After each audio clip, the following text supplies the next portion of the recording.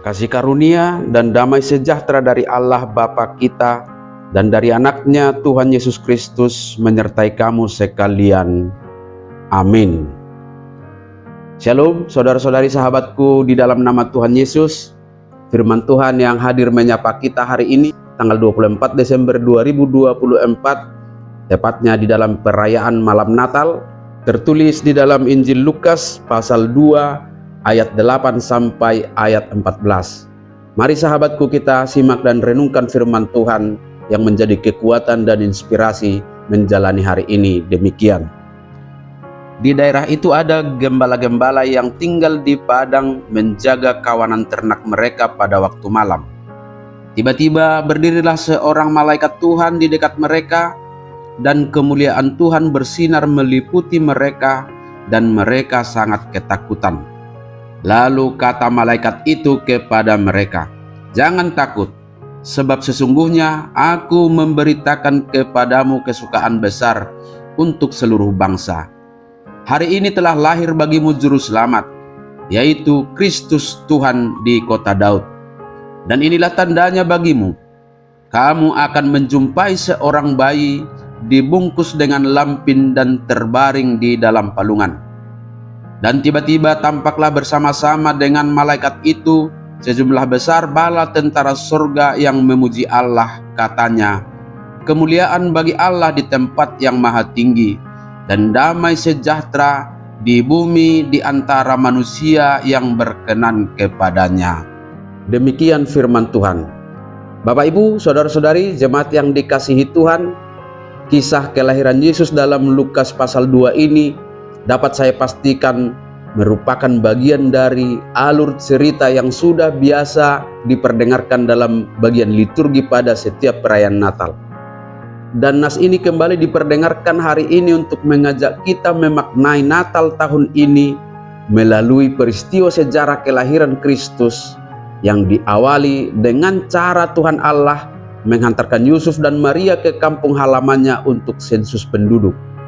Disinilah kita memahami bahwa kehadiran mereka di Bethlehem sesungguhnya bukan karena sensus itu, tetapi sebaliknya Tuhan menghantarkan mereka ke Bethlehem dengan memakai sensus untuk menggenapi janjinya yang sudah dinubuatkan sebelumnya oleh para nabi. Secara khusus dalam nubuatan Nabi Mika yang dituliskannya dalam Mika 5 ayat 1. "Tetapi engkau Bethlehem Efrata, hai yang terkecil di antara kaum-kaum Yehuda, daripadamu akan bangkit bagiku seorang yang akan memerintah Israel, yang permulaannya sudah sejak purbakala, sejak dahulu kala." Janji inilah yang sesungguhnya yang akan digenapi Tuhan dengan memakai sensus yang diperintahkan oleh Kaisar Agustus. Dari kisah Yusuf dan Maria yang pergi ke Bethlehem inilah hari ini juga kita diyakinkan bahwa hidup kita yang secara dinamis semuanya berada dalam rencana Allah. Apa dan bagaimanapun kehidupan kita, sedang menghadapi problema ataupun tidak, kita harus menyadari bahwa kita hidup dalam rencana Tuhan Allah. Sebagaimana Tuhan menghantarkan Yusuf dan Maria ke Bethlehem, kita harus percaya dengan caranya Tuhan juga yang menghantarkan kita dalam kehidupan kita sekarang dan untuk selanjutnya. Hidup kita diarahkan untuk kemuliaan namanya. Maka hari ini perayaan Natal kembali menyegarkan iman kita pada pengharapan masa depan dengan jaminan Tuhan dalam rencananya. Bukan sekadar perayaan yang hanya membuat kita terngiang-ngiang dengan masa lalu ribuan tahun lalu, yang justru akan membuat kita terlena hanya memandangi bayi Yesus di palungan di kandang domba. Tidak lagi. Kita sedang merayakan kehadiran Yesus Kristus yang berkarya merencanakan masa depan kita yang lebih baik dan hidup kita yang lebih semakin bermakna. Sahabatku semua, firman Tuhan hari ini juga mengingatkan kita tentang kunjungan Allah incognito Dei yang akan mengubah kehidupan kita, yang akan mengangkat status rohani kita yang sudah rusak oleh dosa. Sosok dan tokoh serta dunia sosial yang digambarkan dalam nas kita adalah gambaran kehidupan kita saat ini.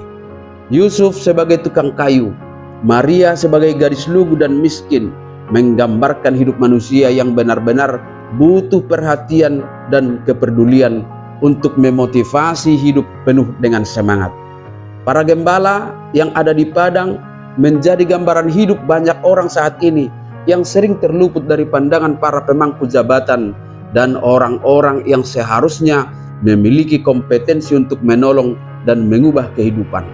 Maka kelahiran Yesus bagi mereka dan bagi kita saat ini menjadi incognito dei, atau kunjungan Allah untuk mengubah kehidupan kita saat ini. Mungkin kehidupan kita sama seperti Yusuf atau Maria yang tidak mendapat posisi dalam dunia sosial. Mungkin para remaja dan naposobulung adalah seorang anak atau pemuda yang sering terabaikan. Atau mungkin saudara adalah sosok gembala yang terlupakan, yang dipandang sebelah mata dan diremehkan. Semua kita yang merayakan malam Natal ini, mari pastikan bahwa kunjungan Tuhan Allah akan memulihkan, akan mengubah semua kehidupan, mengubah paradigma, mengubah status sosial kita, terlebih semangat dan pengharapan kita. Itulah sebabnya peristiwa Natal, sekalipun peristiwanya terjadi di luar logika manusia atau tidak masuk akal, hal ini bukanlah sesuatu yang harus kita takuti. Dalam ayat 10 dituliskan, "Jangan takut, sebab sesungguhnya aku memberitakan kepadamu kesukaan besar untuk seluruh bangsa." Memang saat ini perayaan Natal sekalipun bukan sesuatu yang menakutkan, tetapi seringkali menjadi mengkhawatirkan, meresahkan. Kenapa sahabatku semua? Karena Natal saat ini, walaupun tidak semua, justru lebih cenderung berfokus kepada perayaan yang konsumtif, yang materialistis, bahkan tidak sedikit yang hedonis. Tidak sedikit kaum ibu atau orang tua resah karena harus mempersiapkan 2 atau 3 pakaian baru dan aksesoris Natal buat anak-anaknya, karena takut anaknya nanti minder melihat pakaian teman-temannya yang baru saat merayakan Natal, melihat pakaian yang bagus-bagus. Akhirnya dengan terpaksa, mungkin juga dengan meminjam, harus memenuhinya. Dan lebih daripada itu, hidup kita saat ini memang menjadi sebuah suasana yang menegangkan dan mencekam karena dampak global yang membuat kita khawatir dan takut menjalani kehidupan. Tetapi firman Tuhan mengajak kita, jangan takut, karena kelahiran Yesus adalah kesukaan besar. Sebab dengan kehadirannya, masa depan kita dijamin, hidup kita ada dalam kuasanya. Jadi sekalipun perayaan-perayaan Natal membuat tubuh kita lelah, tetapi jiwa kita seharusnya bersuka cita dan bergembira.